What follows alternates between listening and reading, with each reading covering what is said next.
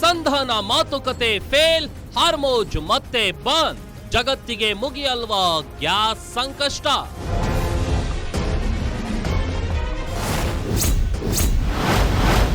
ಮತ್ತೆ $100 ದಾಟಿದ ಕಚ್ಚಾ ತೈಲ, ಜಗತ್ತಿಗೆ ಪೆಟ್ರೋಲ್ ಬಾಂಬ್.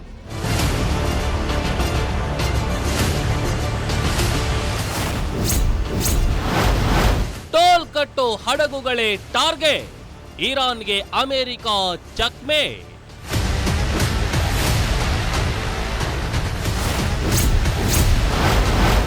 ಸೌದಿಗೆ ಬಂದ 13,000 ಪಾಕ್ ಸೈನಿಕರು, ಮತ್ತೆ ಬಯಲಾಯ್ತಾ ಪಾಕ್ ಕಳ್ಳಾಟ.